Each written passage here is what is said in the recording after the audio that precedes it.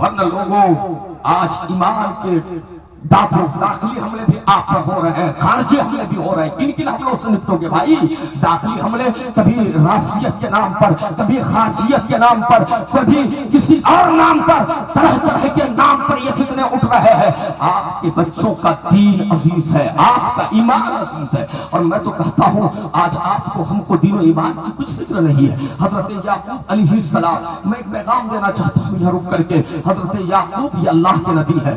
یہ جو بنی اسرائیل ہے نا، آج جو فلسطینیوں پر یہ مظالم ڈھا رہے ہیں، یہ انہی کی اولاد میں ہے۔ لیکن یاد رکھیں، یہاں سے بھی ایک پیغام نوٹ کر لیں کہ باپ اگر باپ اگر واجب التعظیم ہو تو ضروری نہیں بیٹا بھی واجب التعظیم ہو۔ باپ کا احترام ضروری ہو تو بیٹے کا بھی احترام ضروری نہیں ہے۔ انہی کی نسل میں ہے حضرات جو آج فلسطینی مسلمانوں پر 3 مہینے سے زائد کا عرصہ ہو گیا، لیکن حضرات وہاں 35,000 سے زیادہ زائد شہادت ہو گئی، لاکھوں لوگ بے گھر ہو گئے، ان کے آشیانے اجاڑ دیے گئے، ان کے چمن تاراج کر دیے گئے، ان کے نشیمنوں کو آگ میں پھونک دینے کی ظالموں نے کوشش کی۔ لیکن آپ نے اس منظر کو دیکھا ہے؟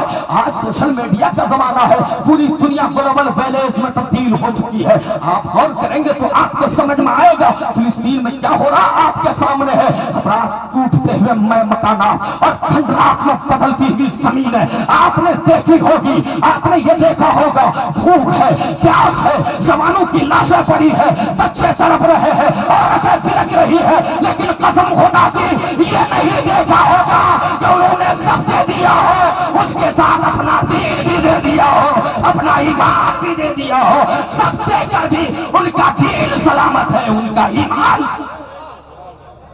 حضرات اس لیے یاد رکھیں ایمان ایسا ہونا چاہیے۔ میں یہ کہہ رہا تھا حضرت یعقوب کو کتنی فکر تھی جب آپ کے انتقال کا وقت قریب آیا۔ حضرات انبیاء کو بھی موت آتی ہے، اجل سے وہ گزرتے ہیں، لیکن ہمارا عقیدہ ہے نا انبیاء کو بھی اجل آنی ہے، مگر ایسی کہ فقط آنی ہے، پھر اسی آن کے بعد ان کی حیات مثل سابق وہی جسمانی ہے آتی ہے۔ آپ نے انتقال کے قریب آپ نے وصیت فرمائی، ماں تعبدون من بعدی، آپ نے اپنے بچوں سے فرمایا میرے بعد کس کی عبادت کرو گے؟ آج ہم اپنے بچوں کو کہتے ہیں میرے بعد کس دین پر چلو گے، کس مسلک پر چلو گے، کنہیں مانو گے نہیں مانو گے، ہمیں اس کی پرواہ فکر نہیں ہوتی۔ لیکن حضرت یعقوب کہتے ہیں میرے بعد کن کی عبادت کرو گے؟ تو ان کے بچوں نے کہا تھا نعبدو الہکا و الہ آبائکا، ہم آپ کے رب کی اور آپ کے آبا و اجداد کے رب کی عبادت کریں گے، مطلب ہم دین پر قائم رہیں گے۔ لوگوں کیا سمجھ میں آیا؟